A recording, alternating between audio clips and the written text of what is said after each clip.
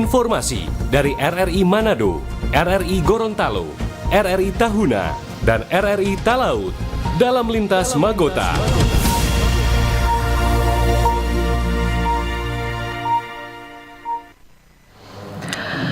Pukul 17 waktu Indonesia Tengah, Radio Republik Indonesia dengan Lintas Berita Magota, Manado, Gorontalo, Tahuna, Talaut.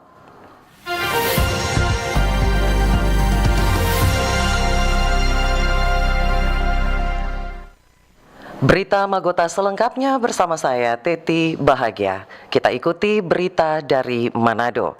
Sejumlah penumpang yang menjadi korban terbakarnya KM Barcelona 5A belum mendapatkan bantuan dari siapapun termasuk dari pihak perusahaan. Sejumlah penumpang korban terbakarnya KM Barcelona 5A mengeluhkan jika sampai saat ini mereka tidak menerima satupun bantuan. Miske Liroga, salah satu penumpang korban terbakarnya KM Barcelona 5A mengungkapkan, sudah 1 minggu ini dia bersama ibunya berada di Manado dan sampai sekarang tidak pernah mendapat bantuan dari siapapun. Mirisnya lagi saat mencari keadilan kepada pihak perusahaan hanya mendapat jawaban bahwa ini musibah alam. Supaya orang tahu bahwa kita mau menuntut keadilan. Biar jelas. Kita penama Miske Liroga, ada KTP, kenapa kita daftar, kita kasih tunjuk kita foto dengan penuh. Kita nyada menuntut banyak-banyak, markas yang dia akan orang tua kita penama ini 1 minggu di sini, tak biar. Nggak ada diurus pemerintah maupun dari pihak kapal.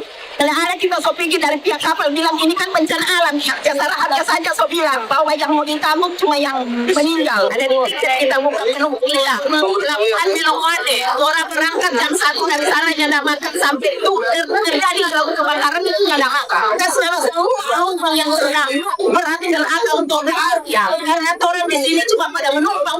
Menurut Miske, untuk pulang ke Talaut saja, dia bersama ibunya tidak mempunyai uang sepeser pun. Sementara itu, pemerintah Provinsi Sulawesi Utara akan memberikan bantuan kepada semua penumpang yang menjadi korban KM Barcelona 5A, baik yang meninggal, luka, dan selamat. Kepada yang meninggal akan diberikan santunan sebesar 5 juta rupiah dan korban lainnya masing-masing 1 juta rupiah. Roy Pesak melaporkan.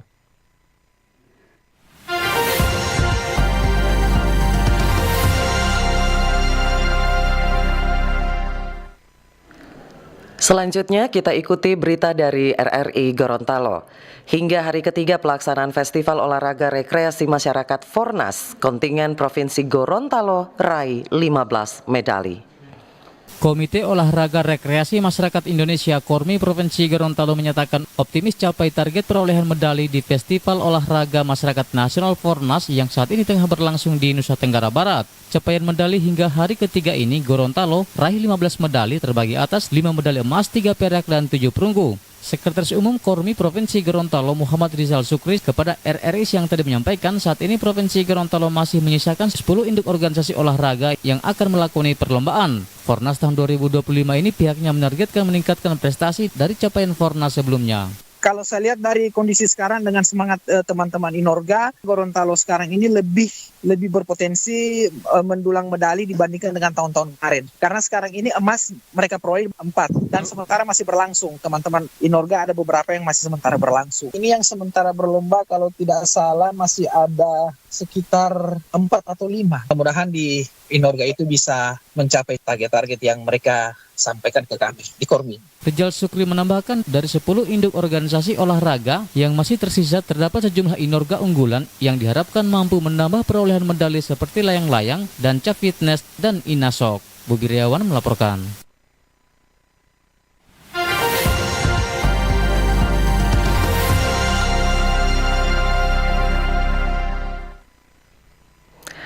Masyarakat mengeluhkan padatnya mobilitas kendaraan di sekitar proyek pembangunan pendestrian Kanal Tinggidaa, Kota Gorontalo. Kondisi ini menimbulkan debu dan dikhawatirkan menyebabkan timbulnya masalah kesehatan. Padatnya mobilitas kendaraan di sekitar proyek pembangunan pedestrian Kanal Tanggidaa dikeluhkan oleh masyarakat setempat. Selain menyebabkan ruas jalan menyempit akibat tumpukan material proyek, intensitas kendaraan yang melintas juga menimbulkan debu yang mengganggu kenyamanan warga. Tokoh masyarakat Tanggidaa, Roy Bau, mengatakan kondisi ini sangat berdampak terhadap aktivitas warga, terutama para pelaku usaha kuliner. Kondisi tersebut juga menimbulkan kekhawatiran akan dampak kesehatan seperti gangguan pernapasan. Untuk itu, selama pekerjaan masih berlangsung, masyarakat meminta pemerintah mengatur arus kendaraan, khususnya kendaraan besar, untuk sementara waktu tidak melintasi Jalan Hos Cokro Aminoto yang menjadi lokasi proyek tersebut. Terima kasih kepada pemerintah daerah Provinsi Gorontalo yang telah dan akan menyelesaikan proyek ini katanya sampai bulan November. Namun dalam pekerjaan ini ada satu yang meresahkan masyarakat, yaitu mobilitas kendaraan berbadan lebar seperti kontainer,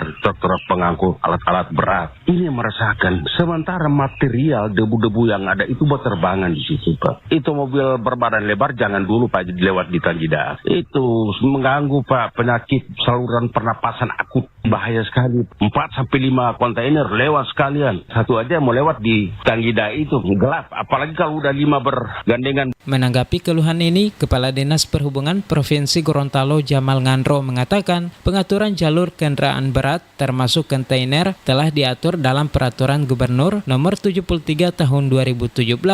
Dalam aturan tersebut, Jalan Hos Cokro Aminoto termasuk salah satu dari 3 ruas jalan utama bagi kendaraan berat di wilayah Kota Gorontalo. Meski begitu, Jamal memastikan aspirasi masyarakat ini akan menjadi bahan pertimbangan bagi pemerintah daerah dalam mengambil langkah ke depan. Tahun lalu sempat dialihkan sementara karena dengan adanya pekerjaan yang waktu itu disepakati di forum LLG. Di forum LLG dibahas, dicari jalan tengahnya, itu hanya sifatnya sementara. Nah, waktu itu dibatasi hanya sampai Desember 2024. Itu kan sudah selesai Tanggidaa waktu itu, maka secara otomatis waktu itu dia terbuka ulang. Saat ini ada aspirasi lagi dengan ada pekerjaan baru lagi di sana untuk pedestrian. Tentu ini yang menjadi masukan. Jamal menambahkan keputusan untuk mengalihkan jalur kendaraan kontainer bukan menjadi kewenangan tunggal Dinas Perhubungan Provinsi Gorontalo. Keputusan ini harus melalui pembahasan bersama dalam forum lalu lintas dan angkutan jalan yang terdiri dari unsur pemerintah daerah, kepolisian, dan instansi terkait lainnya. Ia mengimbau masyarakat untuk bersabar dan tetap mendukung pembangunan yang sedang berjalan. Dari Kota Gorontalo, Andi Sanga, Pro 1 RRI terus mengudara untuk Indonesia. Lintas Magota, Manado, Gorontalo, Tahuna, dan Talaut.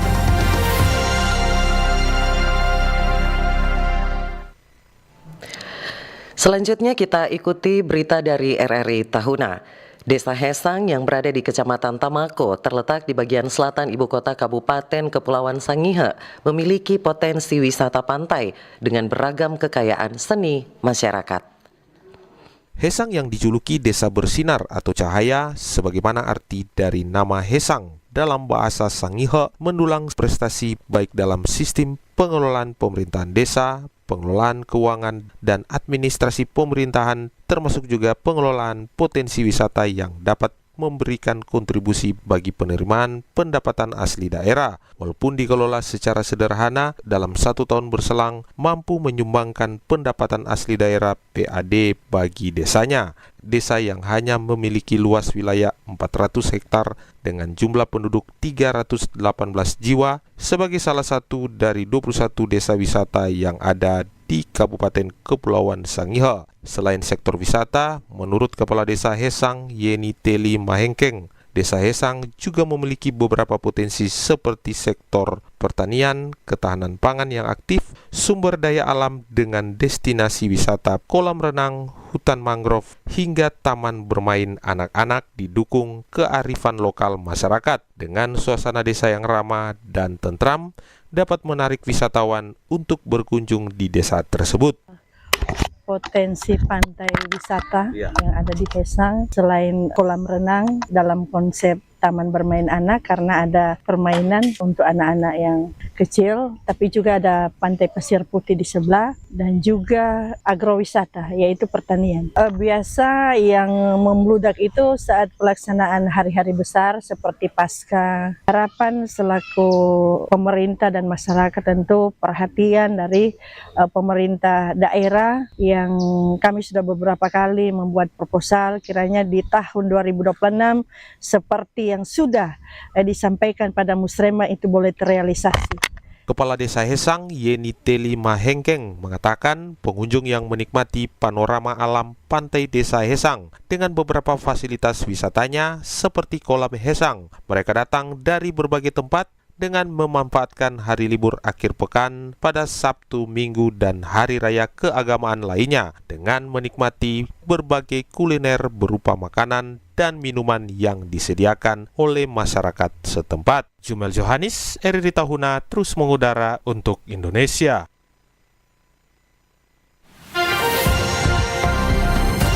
Lintas Magota, Manado, Gorontalo, Tahuna, dan Talaut.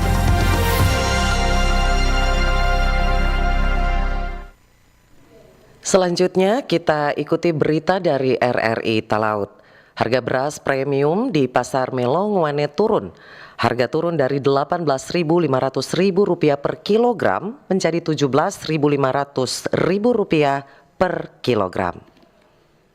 Harga beras premium di pasar tradisional Melongwane, Kabupaten Kepulauan Talaut mulai menunjukkan tren penurunan.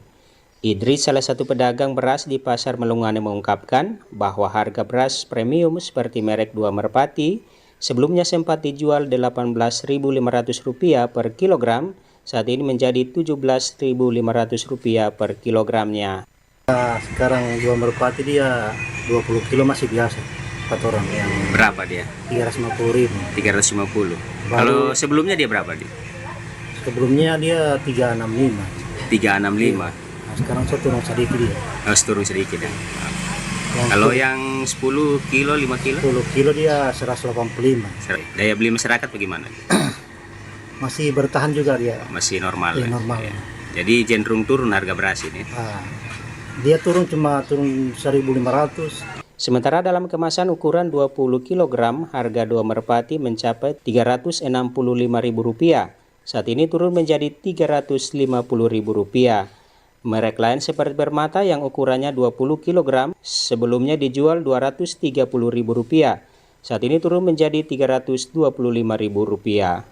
Dari Melongwane, Kabupaten Kepulauan Talaut, Marsuki Mengero terus mengudara untuk Indonesia.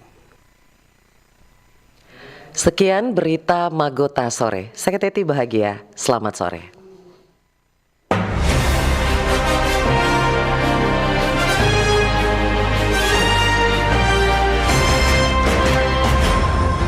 Demikian informasi dari RRI Manado, RRI Gorontalo, RRI Tahuna, dan RRI Talaut dalam Lintas Magota.